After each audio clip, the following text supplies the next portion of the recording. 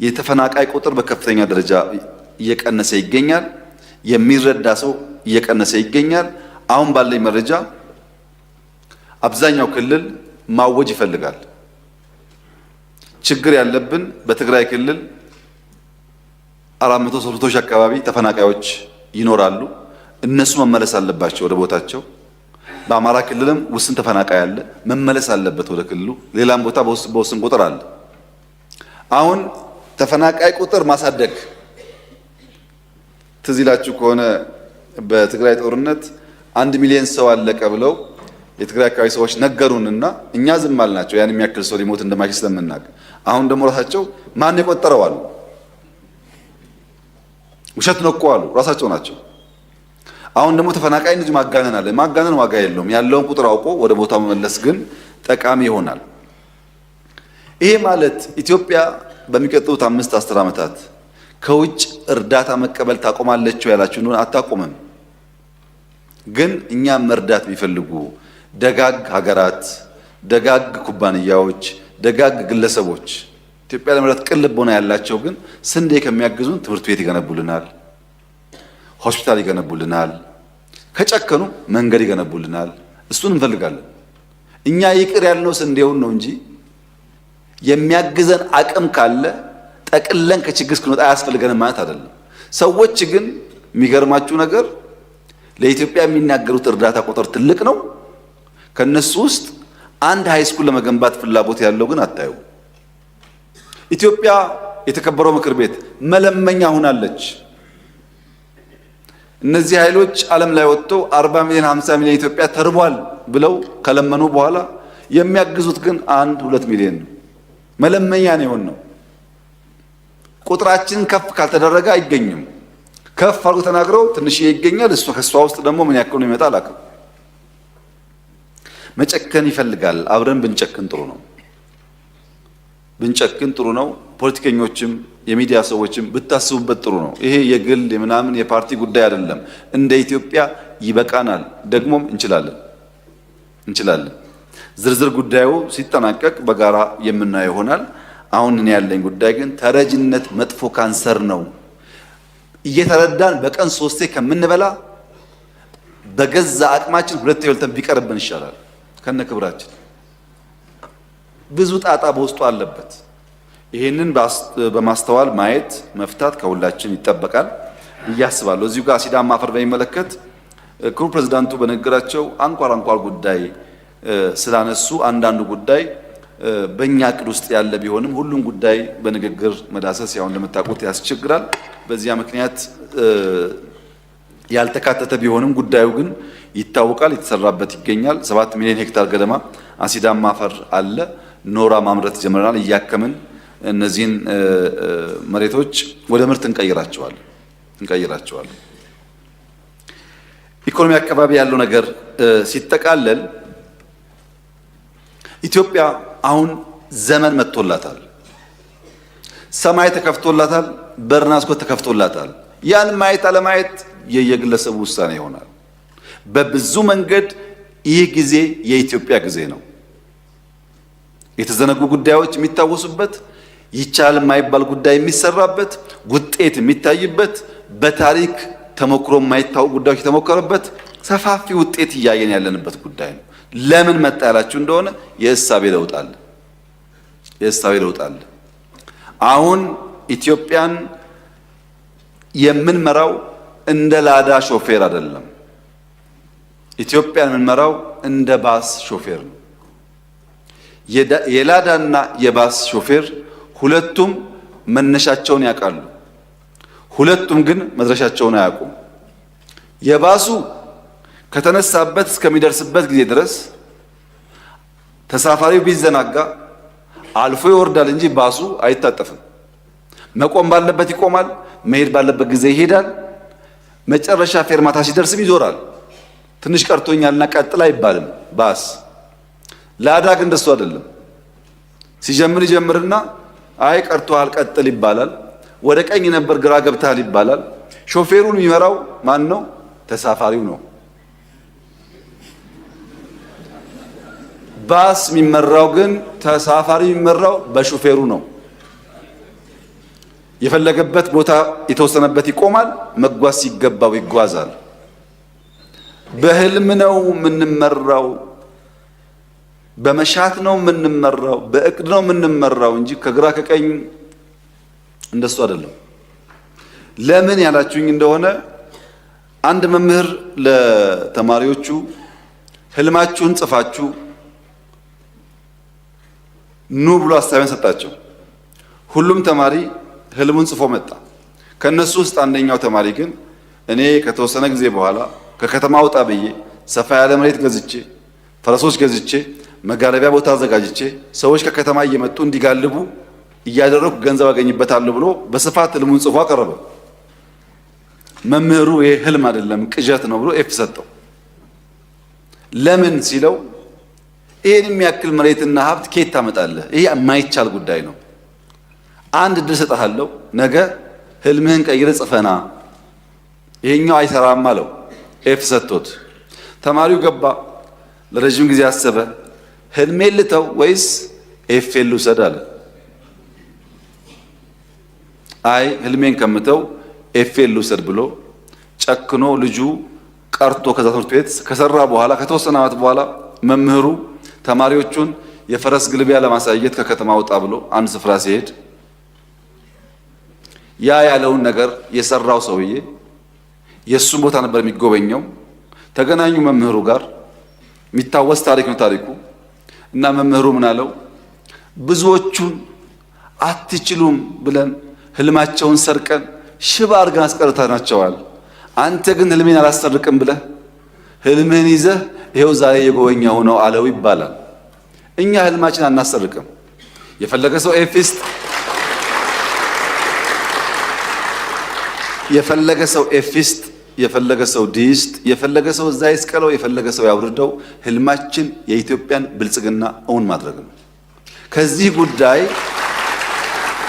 ከዚህ ጉዳይ ግራ ቀኝ አንልም።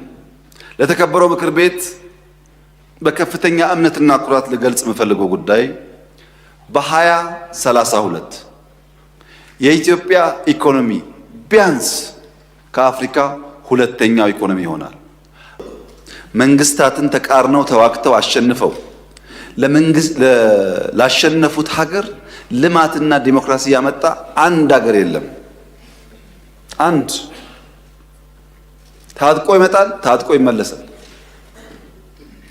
ቅድም እንዳነሳሁት ኢህአዴግ 17 ዓመት ታግሎ መንግስት ከሆነ በኋላ ለ30 ዓመት ሰላም የነበረበትን ትግራይ ክልል እንኳን ከስንዴ እርዳታ መገላገል አልቻለም። በመሳሪያ የሚመጡ ሰዎች ብዙ ጊዜ ከመሳሪያ ያለፈ ነገር ማሰብ አይችሉም። ኢትዮጵያ ውስጥ ሰላማዊ የስልጣን ሽግግር ብቻ ነው የሚያስፈልገው። በሰላም ደግሞ መሄድ ትዕግስትና ጊዜ ይፈልጋል።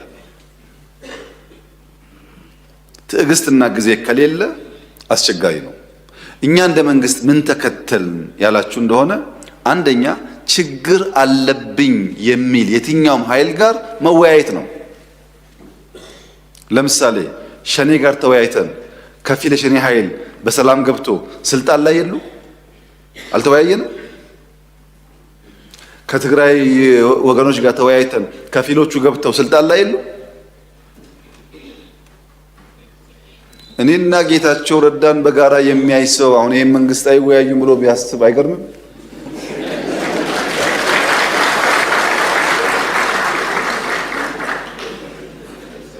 ሰው ሊስት ይችላል። የግል ጉዳይ አይደለም። በእኔና በኤክስ በእኔና በዋይ መካከል የግል ጉዳይ አይደለም፣ የሀገር ጉዳይ ነው። በሀገር ፍላጎት እስከተግባባን ድረስ የግሉን ቸል ማለት ያስፈልጋል ብለን ስለምናምን ነው እንጂ የለም እኮ እንደዚህ አይነት ባህል። አሁን እኛ የምናደርገው ባህል እኮ አናውቀውም። ካሸነፍክ ነው። መወያየት ያስፈልጋል። ሸኔዎቹ ጋስ የአማራውም ሸኔ የኦሮሚያውም ሸኔ የአማራውም ሸለቆ አባይ የኦሮሚያውም ሸለቆ አባይ ተወያይቶ የመጣውን ተቀብለናል። ተላላኪ ናቸው እነዚህ፣ ግን ዓላማ የላቸውም።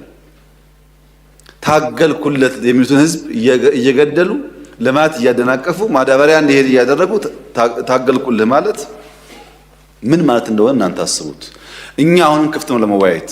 ማንም ሰው በሰላማዊ መንገድ ህግና ስርዓት አክብሮ ይመጣ ከሆነ ለመታረቅ አይደለም አብረን ለመስራት ዝግጁ ነን። አሳይተናል 2-3 ጊዜ። ገና እኮ ይሄ ለውጥ መጥቶ በማግስቱ ሁላችሁም ግቡ አይደል እንዴ ያልነው? ማን ቀረ ከዓለም? ሁሉም ገቡ እኮ። ከገቡት ውስጥ ልብ የገዙት እድሜያቸው የገባቸው ሰክነው እየሰሩ ነው። ማርጀታቸውን ያላወቁና ጊዜ እንዳለፈባቸው ያልተገነዘቡስ ወደ ለመዱት ሄደዋል። መላክ የለመደ መላክ ይችላል። ሁለተኛ ነባር ችግሮች አሉ በእኛ ውይይት የማይፈቱ። ከሸኔዎች ጋር ብንወያይ የማይፈታ ውይይት አለ። ኢንክሉሲቭ ናሽናል ዲያሎግ እናርግ። ችግር ካለ እንደ ሀገር እንምከርና እንፍታ። ህገ መንግስት ይቀደድ፣ ባንዲራ ይቀደድ፣ ኢትዮጵያ ትቀደድ የምትሉ ሰዎች በእናንተ ፍላጎት ማድረግ አንችልም። እንወያይ፣ ህዝብ ይወስን ያልናቸው። አንወያይ አላልንም። እንወያይ የሚባል ሐሳብ ኢንክሉሲቭ ናሽናል ዲያሎግ በኢትዮጵያ ውስጥ የመጀመሪያው እኛ የደፈር ነው። በየትኛው ዘመን ነው? በደርግ ዘመን ነው ወይስ በኢህአደግ ዘመን ነው ሲፋለም የነበረ ሰው ታርቆ አመት ሳይሞላው ሚኒስትር የሆነው? አለ እናውቃለን። ኢንክሉሲቭ ናሽናል ዲያሎግ ነባር ችግር ለመፍታት ያግዛል። ሶስተኛውስ ከውይይት ባሻገር በደል አለብን። እንደ ህዝብ ተበድለናል። በሆነ ዘመን ያለ ስርዓት በድሎናል። ለምን ደግሞ የሽግግር ፍትህ እናረጋግጥ። ይቅርታ ሊሆን ይችላል፣ ካሳ ሊሆን ይችላል። የሽግግር ፍትህ ደግሞ እናረጋግጥ። ለምን ኢትዮጵያ ሰላም ሆና ጸንታ እንድትኖር። የለም ብሎ አራተኛ ደግሞ የታጠቁ ኃይሎች አሉ። እነሱስ በዲዲአር ከሌላ ሀብታችን ሀብት አፍስሰን ስራ ፈጥረን ወደ ሰላማዊ ህይወት እናስገባቸው። ሁሉም በር ክፍት ነው። እወያያለሁ ላለውም ከመንግስት ጋር ችግር የለም፣ እኛ ዝግጁ ነን። ብዙዎቹም እኮ ይወያያሉ። ባይዘው አሁን ሽፍታ ናቸው እንጂ ይወያያሉ፣ ይጠይቃሉ፣ ይነጋገራሉ። ሲነጋገሩ ግን የሚያሳዝነው ጉዳይ ብዙዎች በውጭ ያሉና አዲስ አበባ ያሉ አንዳንዴ ታረቁ የሚሉን ሰዎች ሊታረቅ የሚፈልገውን ኃይል ወየውልህ ታርቀህ ደግሞ ይላሉ። የሚደራደረውን አትደራደር ደግሞ ይላሉ። ለምን? በዚሁ አጀንዳ የመቆየት ፍላጎት ስላለ። በእኛ በኩል ስንጀምር ሁሉ ጋብዘናል። ኦነጉንም ግንቦት ሰባቱንም ኢህአፓ የሚባል ፓርቲ ከመጣው በእኛ ዘመን እኮ ነው። ኢህአፓ እኮ አይፈቅድለትም ኢትዮጵያ ውስጥ፣ እኛን የጋበዝ ነው። አሁንም ለሰላማዊ ትግል በራችን ክፍት ነው። ለምን? ካልተደመርን በስተቀር ኢትዮጵያውያን ካልተጋገዝን በቀር የኢትዮጵያን ችግር ባጠረ ጊዜ ልንፈታ አንችልም። ሁሉ ሶሉሽን በእጁ ያለ አንድ ኃይል የለም፣ ትብብር ይፈልጋል። ይሄን ደግሞ በመደመር በግልጽ እንዳስቀመጥ ነው። አንድ መምህር ተማሪዎቹን ሰብስቦ ፊኛ ላይ ስማችሁን ጻፉ አላቸው። ስማቸውን ከጻፉ በኋላ ፊኛውን ንፉት አላቸው። እሰሩ አላቸው። ልቀቁ አላቸው። ከዚያ ከተወሰነ ደቂቃ በኋላ እያንዳንዱ ፊኛ የለቀቀው ተማሪ የራሱ ስም ያለበትን ፊኛ ይያዛል።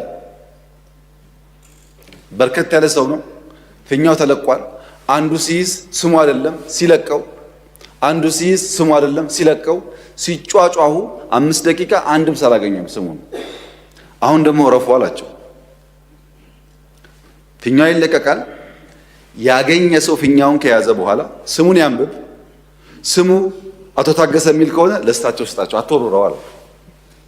ሁሉም ፊኛ ያዘ፣ ስም አነበበ፣ ለሚገባው ሰው ሰጠ። በአንድ ደቂቃ ውስጥ ሁሉም ፊኛ ስሙን አገኘ። መደመር እንደሱ ነው። ስትተባበር ውስብስብ ችግሮች ይፈታሉ። ለዚያ ነው ፕሮፌሰር ብርሃኑ ነጋ የትምህርት ሚኒስቴር ሆኖ የሚሰሩት። ለዛ ነው አቶ ጌታቸው የሚሰሩት። ለዛ ነው። ካልተደመርን አያዋጣም። እነዚህ ሰዎች አስፈላጊ ናቸው። እውቀት አላቸው፣ ብቃት አላቸው፣ ጠቃሚ ናቸው። የነሱ እሳቤ ከኛ ጋር ስለማይሄድ ብቻ ከምንተዋቸው በሚያስፈልጋቸው ቦታ ብንተባበር ለኢትዮጵያ ይበጃል ነው። ለግል አይደለም ጉዳዩ፣ ለግል ጥቅም አይደለም። እና ኢትዮጵያ ውስጥ ሰላማዊ ትግል ማድረግ ለሚፈልግ ሰው በሩ ክፍት ነው። የተገደበ ፓርቲ የለም። በኢህአዴግ ዘመን ቢሆን ደርግ ከሆንክ ኢሰፓ ከሆንክ አትችልም፣ ኢህአፓ ከሆንክ አትችልም የሚል ህግ አለ። በእኛ እኮ የለም። ኢሰፓም ሁን ደርግ በሐሳብ ካልክ ክፍት ነው መድረኩ፣ ክልከላ የለም። የሚከለከል ፓርቲ የሚከለከል ሐሳብ የለም። የሐሳብ ፖለቲካ መድረኩ ክፍት ነው። ችግር የሆነው ሐሳብ ጠፋ፣ ሐሳብ ጠፋ።